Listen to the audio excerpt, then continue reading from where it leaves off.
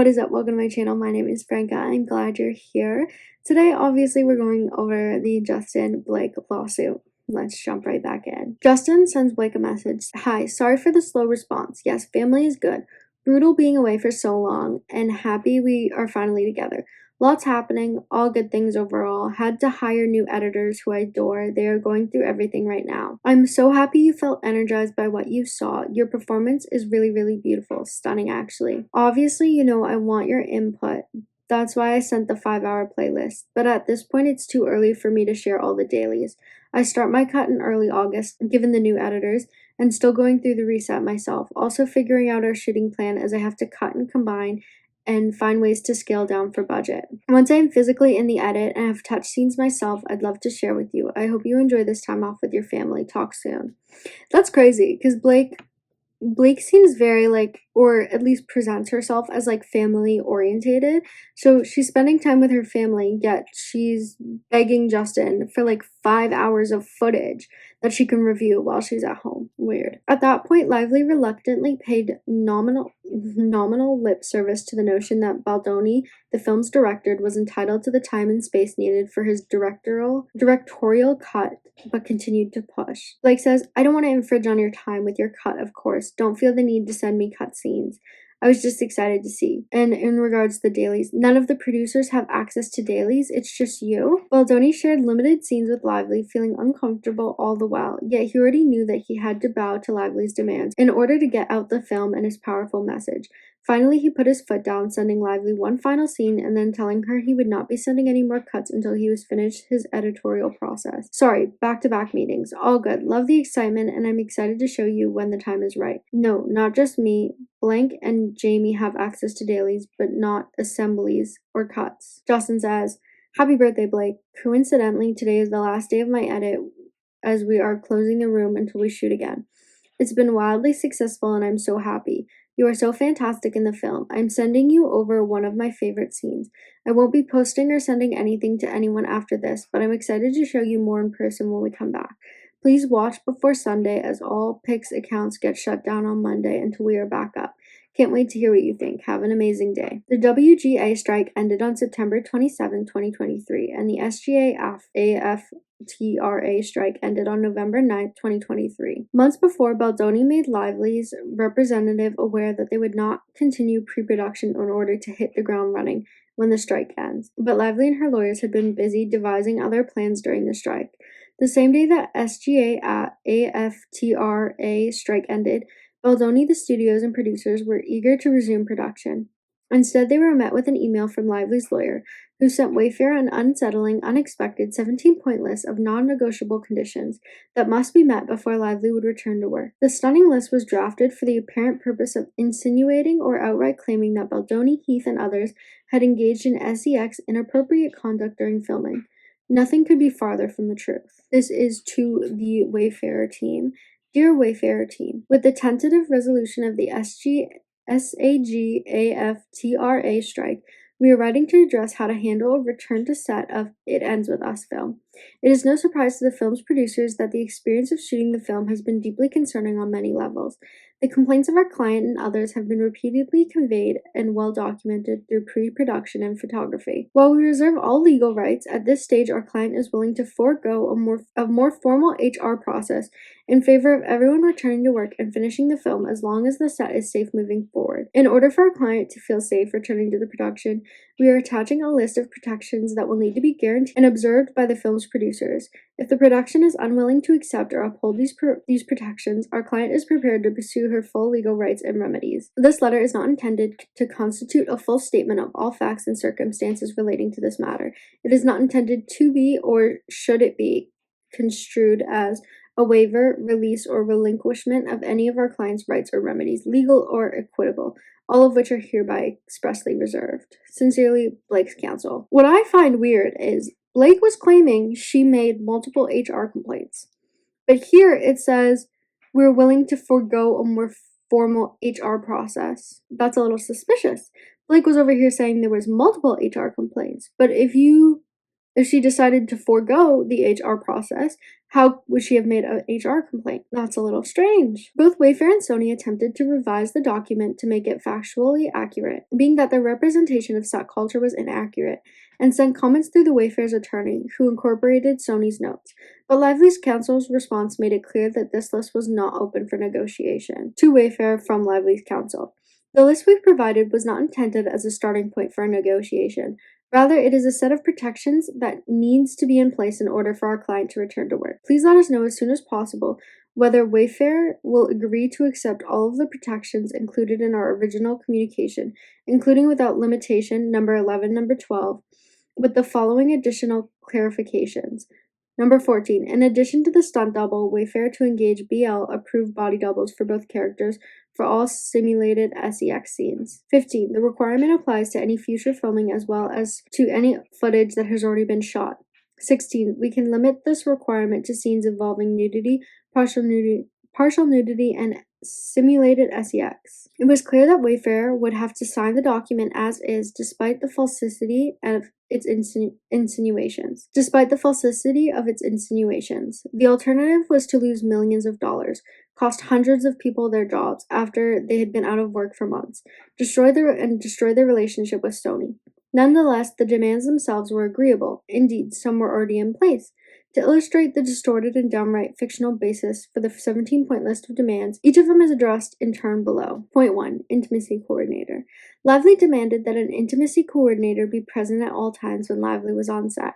In fact, an intimacy coordinator had already been engaged during the first half of the production, so Wayfair took no issue with the request itself, despite both Lively and her attorney knowingly insinuating there was not one. On or about March 20th, 2023, nearly 2 months before filming began, Baldoni met with the intimacy coordinator in early April of 2023, more than 6 weeks before production commenced. She was engaged. Lively was aware, as Baldoni had informed her in writing on or about April 6, 2023. Lively's attorneys were also aware, as documented in May 18, 2023, emails between her and Wayfair's attorney, within which Wayfair provided her the intimacy coordinator approved nudity rider, followed by written confirmation of said approval. Wayfair to Lively's team. I hope you had a good weekend. Attaching here Blake's nudity rider for your review that has been approved by SAG Intimacy Coordinator. Apologies for the rush job, but please note we need this signed by tomorrow. Reserving customary rights. I look forward to hearing from you shortly. Kind regards. And this was May 8th, 2023 that they sent this. Lively to Wayfair's team said, "Hi blank, do you have written approval from the intimacy coordinator for the exhibit that you can share?" And then another email from Wayfair to Lively. "Hi blank, confirmation for blank attached here. Let me know if you need anything else at the moment. Thanks." Although the presence of an intimacy coordinator is not a Screen Actors Guild rule, but rather a recommendation, Baldoni was eager to engage one from the start to ensure that talent, himself included, felt safe during intimate scenes. It was also important to him that the intimacy coordinator be a woman, to help craft SEX scenes that would speak to the mostly female audience of the book, i.e. be written from the female gaze, a fact Lively later mocked in both her complaint and her CRD complaint. Given both Lively and Reynolds first-hand knowledge of these facts, Lively's insistence on her November 9, 2023 return to production demands on the constant presence of intimacy coordinator was baffling. Because Wayfair had already engaged an intimacy coordinator and had no issue with the request, and given the request came with the threat that Lively would not come back to work after months of filming and planning, Wayfair acquiesced. Given the written caveat that Wayfair disagreed with the characterization was later used by Lively to falsely suggest an acknowledgement that there had not been an intimacy coordinator at all. Given that this was already a standard practice in the film industry and in practice on the film set, Wayfair readily agreed to this demand, though without any reason to believe that the demand was made in response to any inappropriate conduct. Despite having filmed over a month and despite having been provided a nudity rider and the opportunity to negotiate, finalize, and sign, Lively had never asked for a closed set. However, production had always adhered to this and had no problem agreeing to this demand. For clarity, no intimacy scenes were even shot prior to November 9, 2023, return to production demand. Therefore, under no circumstance did Lively shoot intimate scenes without a nudity rider, as suggested in her complaint. and production did not violate any SAG-AFTRA rules. This one simulated nude scene filmed prior to the strike break and the November 9, 2023 return to production demands was a scene that Lively wrote, knew of in advance, and directed the action of, and never requested a nudity writer or intimacy coordinator for that scene. This demand, as written, suggests nude or intimate scenes were filmed with non-essential personnel present. Later in her complaint, Lively alleged that during a scene, the birthing scene, she was mostly nude with her legs spread wide in stirrups and only a small piece of fabric covering her genitalia, and there were non-essential persons present. This allegation is knowingly false. To begin with, to describe Lively as mostly nude and naked from below the chest down is dishonest. Lively was wearing black briefs and a pregnancy suit that covered her midsection, and on top was covered by a hospital gown. Her legal complaint deliberately suggests she was wearing a small piece of nude fabric glued around her genitalia, by stating that this is generally what female actors use to provide some minimal privacy without disturbing the shot, leaving the reader to believe that Lively was only wearing this small fabric. Lively was aware of this birthing scene, and she was heavily involved in rewriting the script, and gave creative input for this specific scene, even against the director's creative vision. Moreover, film footage clearly demonstrates that the set was not chaotic, as she alleged, and only essential individuals, film crew and talent, were present for the scene and doing their jobs. Importantly, Lively knowingly and falsely alleges that the film's financier was present during these scenes, and insinuates he was watching her nude, which he had no desire to do.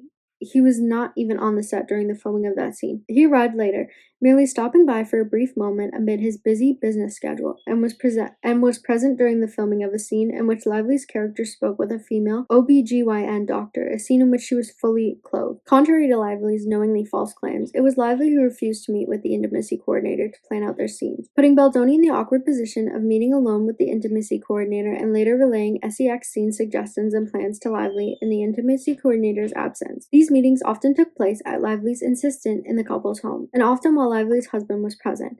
Lively's method of work was unconventional and uncomfortable for Baldoni. To suggest Baldoni was the one who created this scenario is knowingly false.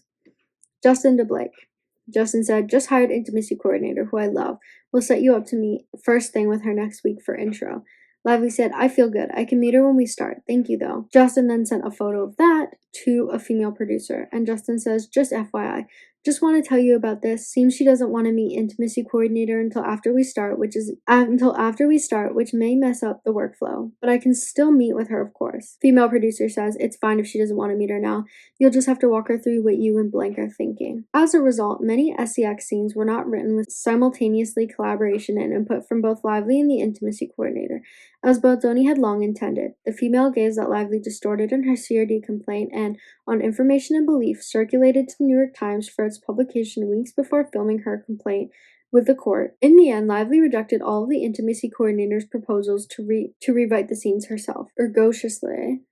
Lively later used these circumstances, created entirely by her, to accuse Baldoni of insisting Lively do uncomfortable or gratuitous scenes that were in fact proposed by the intimacy coordinator and, by all accounts, very typical asks of any actor performing stimulated SEX scenes. This is well documented in handwritten notes Baldoni took during meetings with the intimacy coordinator and later read to Lively. Lively, in her recent allegations, misrepresented these ideas as personal, despite the fact that they were workshopping scenes for their characters. Lively's inability to discern the basic premise of the divide between collaborating on a film and personal interactions with her co-star and director is woven through her claims of SEX harassment. In support of what Lively positioned as the impetus for these demands, she alleges Baldoni personally added graphic content, including a scene in which Miss Lively was to orgasm on camera. This is false. During a creative meeting which Lively requested to take place in her home, Baldoni read to her his notes from the intimacy coordinator, including a suggestion that Lively's character orgasmed during the scene, similar to the book. Lively remarked, "Oh no, I'm too old for that." And Baldoni offered another suggestion instead, also from his notes from the meeting with the intimacy coordinator. Baldoni then moved on. Lively's later complaint shed light on what this point was alluding to in this demand, which at the time was baffling, and upon reviewing the filmed evidence is unequivocally based on a lie. Production was filming a romance montage of Lily and Ryle on their date. One of the producers played music to set the mood so the characters could slow dance. Lively, consistently unable to take direction, insisted she really liked the idea of the characters constantly talking because, as she described, She and her husband like to keep talking and talking and talking. Baldoni, her director, and the film's assistant director, who was directing the scene, disagreed. In an attempt to encourage her to take his direction, Baldoni offered up that he and his wife often just look into each other's eyes silently, to which she responded like sociopaths, and laughed. Baldoni laughed and shook it off, while Lively once again started talking about how she and her husband can't not talk. Baldoni said, "I think that's cute," and complimented the couple, to which Lively responded, "I think it's more than cute." Lively continued arguing and tried to direct him for the scene, while they were supposed to be in character filming the scene. At some point, Heath and another producer, irritated, called Baldoni aside to express that they captured the intended shot because Lively wouldn't stop talking. He was instructed to somehow get her to stop. While there was a brief verbal exchange, Baldoni, heeding the instruction of their assistant director and producers, continued to try to bring them back into character. As they were acting in the montage scene, Lively continued to break character and speak as herself rather than Lily, which was extremely confusing for Baldoni, who was trying to balance directing the scene with his artistic vision while also acting in character while filming and trying to get Lively to do the same. Lively apologized for the smell of her spray tan and body makeup. Baldoni responded, "It smells good," and continued acting, slow dancing as he believed his character would with his partner, which requires some amount of physical touching. Lively took them out of character again and began to joke about Baldoni's nose, which he laughed off and joked in turn, even as Lively joked that he should get plastic surgery. Lively incorrectly alleged that this scene was filmed without sound. Baldoni was wearing a microphone, and the entire exchange is captured on camera.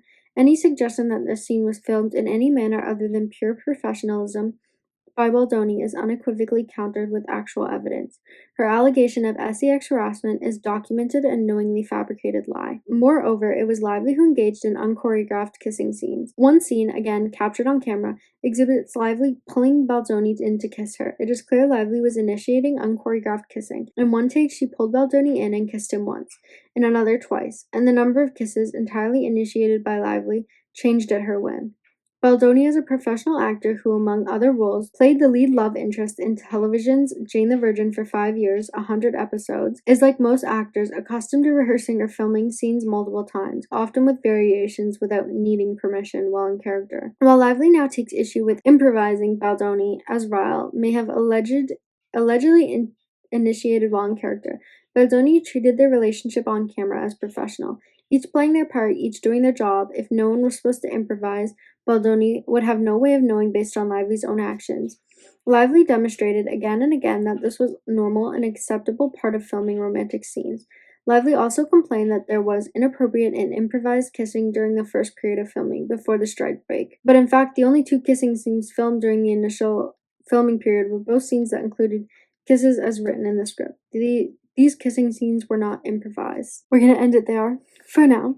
With that said, thank you guys so much for watching this video. I hope you guys enjoyed it. If you did, feel free to like and comment down below. If you didn't, feel free to leave a hate comment. I'd love to hear your opinion, and I'll see you guys tomorrow.